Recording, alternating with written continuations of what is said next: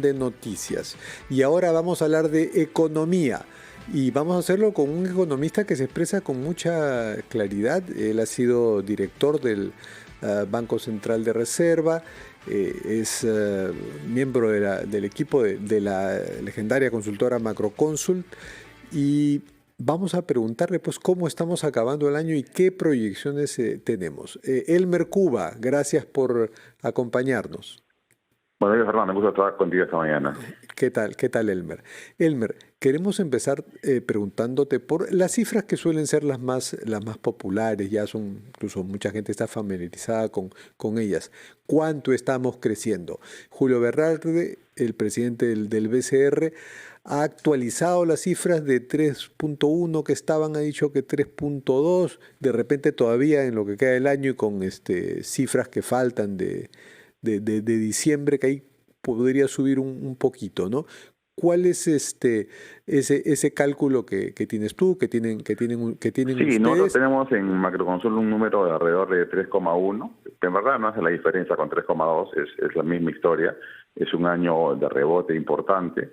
Recordemos que el año pasado tuvimos trastabillamos, ¿no? Caímos 0,4%, eso no ocurría hace 25 años, sacando el COVID, ¿no? Sacando el año 20, que todo el mundo entró en recesión, todo el planeta entró en recesión, cayó 3% del PIB mundial, pero no tenía recesión hace 25 años, lo cual muestra pues que es una economía con un buen modelo económico, O sea que una buena empresa macro. Entonces fue el año pasado algo extraño, ocurrió un fenómeno del niño importante, cayó la agricultura, que la pesca, el año 23, digo, ¿no? Entonces este año, por simple comparación aritmética, ha sido mejor, porque ha habido captura de anchoveta, ha habido mejor clima en general después del niño del año pasado, entonces la economía se ha recuperado, ¿no? Entonces estamos entrando con muy buen tranco al año 25, ¿no?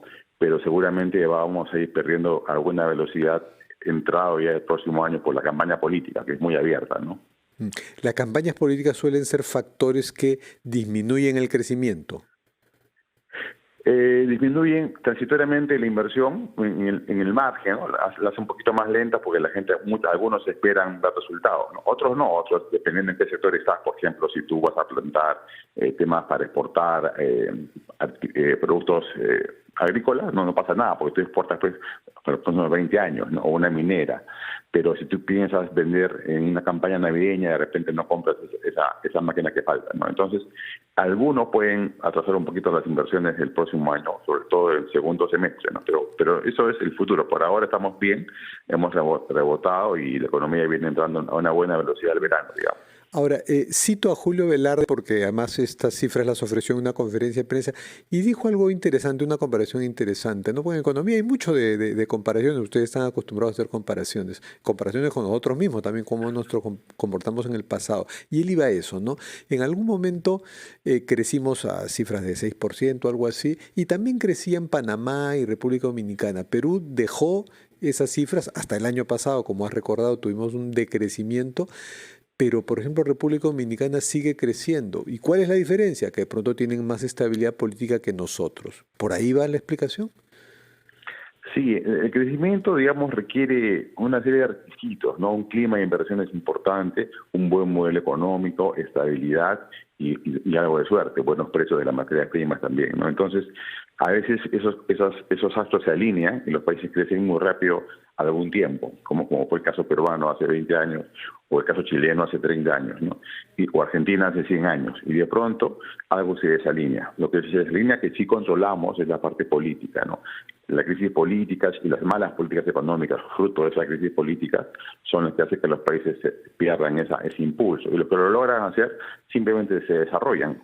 En los últimos 200 años ha visto ese éxito en Estados Unidos, en Europa del Norte, en en Nueva Zelanda, en Australia, en Corea, ¿no es cierto?, en Taiwán o en Japón mismo. Entonces, el desarrollo pues toma algunas décadas, ¿no? Pero Perú está encaminado, tiene un buen modelo económico hace 30 años, pero lo que tenemos que resolver es la crisis política, ¿no? Crisis política que también tiene que ver con una cifra que es mayor que la del crecimiento, pues el crecimiento está entre 3.2, 3.1, nos vamos ya cerca del 4%, creo que está en 3.7 o algo así, el déficit fiscal. Nos Sí, gustaría eso que es alguien como tú, por importante. favor, explique por qué esta cifra es importante y y de un impacto negativo, y por qué el gobierno pareciera que no le está dando la importancia que merece. A ver, para explicar un poco, un déficit fiscal es cuando el Estado peruano tiene menos ingresos de lo que gasta, por lo tanto se endeuda. En el pasado, desde la época de Belaún, de Velasco, en los 80, Perú estaba altamente endeudado y no podía pagar la deuda, no podía servir esa deuda, esos intereses, y dejaba de pagar, ¿no? O a veces se prestaba del Banco Central creando inflación. Entonces, parte de los ajustes macrofiscales de América Latina tienen que ver con desarreglos fiscales, ¿no? Y Argentina mismo, hasta hace poco, antes de mi ley, venía sufriendo eso, un financiamiento del Banco Central al déficit fiscal. Entonces, es madre de todos los males, ¿no? No puede un país estar todo el tiempo viviendo con deuda, ¿no? Tiene que pagarla en un día o dejar de pagarla y entra en trompo, como una empresa o una familia que no puede pagar, ¿no? Le quitan los bienes en el caso de las empresas o familias, en el caso de los países dejan de pagar, ¿no? Hay que señalar quiénes son los principales responsables de estas políticas deficitarias, ¿no? Y ahí está no solo el Ejecutivo, sino el Congreso, ¿no? Sí, de acuerdo. Ojo que lo que he explicado un poco la trayectoria horrible de un problema fiscal en un país, pero no es el caso peruano. Perú ha resuelto ese problema con la Constitución del año 93, pero está dando malos pasos ahora, pero no estamos ni cerca de ese escenario, digamos, de insolvencia fiscal, ¿eh? Perú es muy solvente. La deuda pública peruana es de 33% del PBI, menos, por ejemplo, que la chilena, que es de 40%, o la mitad de la colombiana, la mitad de la brasileña, la mitad de la mexicana. Perú es muy fuerte en lo fiscal, pero está teniendo déficits altos este año, básicamente, y el próximo año tendrá que comenzar a corregirse, ¿no? Entonces no estamos, repito, ni de lejos de un problema fiscal. Claro, pero el déficit empuja la deuda. El déficit empuja a crecer la deuda, ¿no? Pero la deuda es baja todavía, a eso me refiero. O sea, que todavía no es que no vas a poder pagar la deuda. Pero esto por mal camino mejor nos encarrilamos, ¿no? Y puedes explicarnos cómo así, por ejemplo, medidas que de pronto el gobierno no las daría si no fuese porque también cuenta con la presión del gobierno del Congreso para darlas, como exonerar, mantener una exoneración de impuestos, que en realidad es reducción de impuestos del IGB de 18 a 8%, ¿no? El sector restaurantes y hoteles, también de otros. Pero hablemos de ese sector que no está pasando las de Caín respecto a otros sectores quizá más golpeados que ese, y de lo que no lo recordamos mucho. ¿Por qué mantener esas exoneraciones que bajan la recaudación y de esta forma también acentúan el déficit? Sí, hay presiones particulares, ¿no? Gremiales, que logran esos beneficios para pagar menos impuestos que el resto. También hay desidia de parte de las zonas en cobrar más, dado el IGB y la renta. Hay muchos sectores que evaden impuestos, ¿no? Mucha informalidad empresarial también. Y por último, hay también muchas presiones de gasto. Cuando uno aumenta sin ver los ingresos, de pronto sueldos de manera permanente o inversiones públicas elefantiásticas que no podemos mantener, aprieta el déficit fiscal. O sea, el déficit fiscal se puede apretar tanto por menores ingresos como por mayores presiones de gastos. En general, Perú ha salido con éxito en los últimos 30 años de ese problema, y ahora no veo por qué no puede ocurrir algo así. El siguiente año el déficit fiscal debería caer, porque se va a regularizar el impuesto de la renta, que es muy fuerte, y el próximo año sin duda va a comenzar a caer, ¿no? Seguramente no se va a cumplir la meta del próximo año también, pero la meta tiene, digamos, la regla fiscal, para ponerlo en simple, tiene 3 componentes. El más importante componente de la regla fiscal es no subir el techo de la deuda, y ese se va a cumplir. El otro componente es el déficit fiscal de ese mismo año, ese no se va a cumplir. Pero el más importante, como digo, es el primero, ¿no?